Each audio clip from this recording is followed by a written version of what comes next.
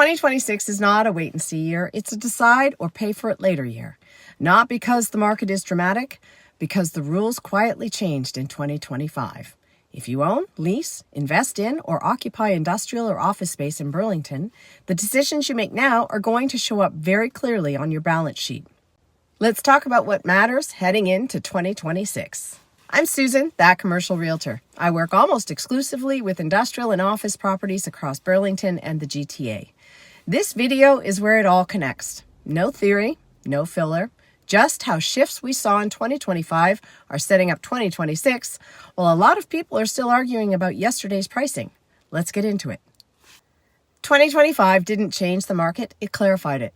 Industrial demand didn't disappear, expectations increased. And office didn't die, it refined itself. Land didn't suddenly get cheap, it got more strategic. What changed was tolerance. Tenants became less forgiving. Buyers got more selective. Owners stopped getting paid for buildings that don't work anymore. The market didn't turn, it clarified. The companies positioned to grow in 2026, they already upgraded, audited their buildings, and cleaned up their lease structures. The ones who didn't are about to get a very expensive education. Industrial for 2026? Well, power is no longer a detail. If there's one theme defining industrial heading into 2026, it's this. Power is no longer assumed. If your building can't support modern operations, you're not losing deals, you're being skipped entirely. 2025 was the year tenants realized they can't run robotics on optimism.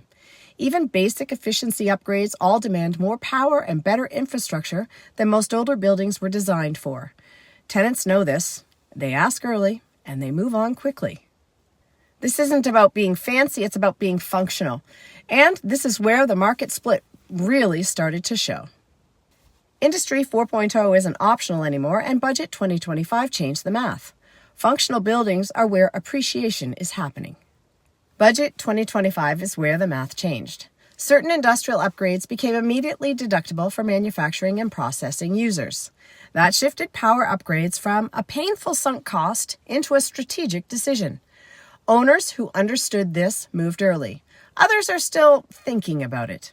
Well, waiting is no longer neutral, it's expensive. Are you wondering what smart buyers are doing differently? Well, you saw this in the last video. Buyers who focus on function are winning the long game in Burlington. They aren't chasing perfection. They're buying buildings with good bones and clear upgrade paths. They're buying older buildings like those underutilized 1980s buildings with strong fundamentals, in great locations, perhaps even with extra land or the structure to modernize.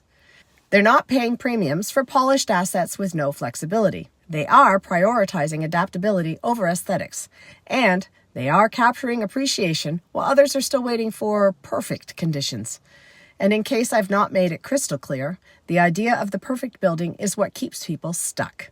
Functional buildings are the ones appreciating. If you're an industrial tenant, 2026 rewards planning and punishes hope. Renewals don't reset, they stack.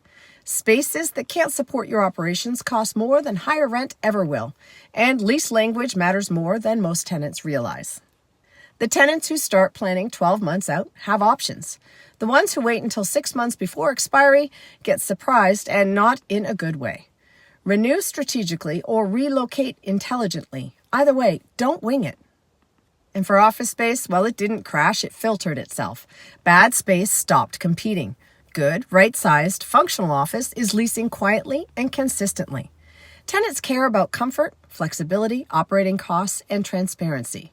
They're done inheriting problems disguised as deals. Burlington office demand is stable, not falling, but tenants want clarity and quality, not old carpet and mystery stains. The office story doesn't end here. This is just the setup. Next week, we tackle the lease renewal traps that quietly eat budgets.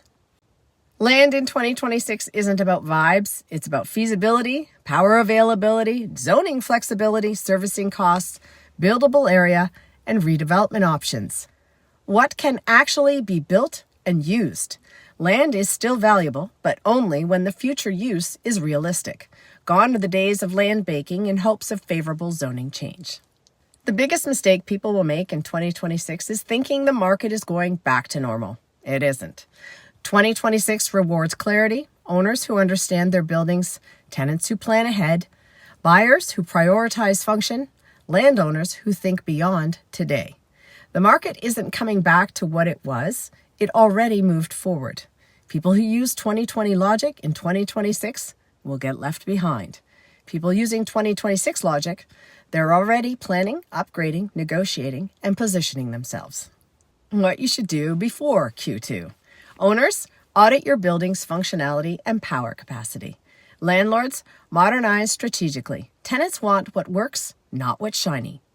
Tenants, protect your renewal terms now. Buyers, stop waiting. Look for functional, upgrade-ready opportunities.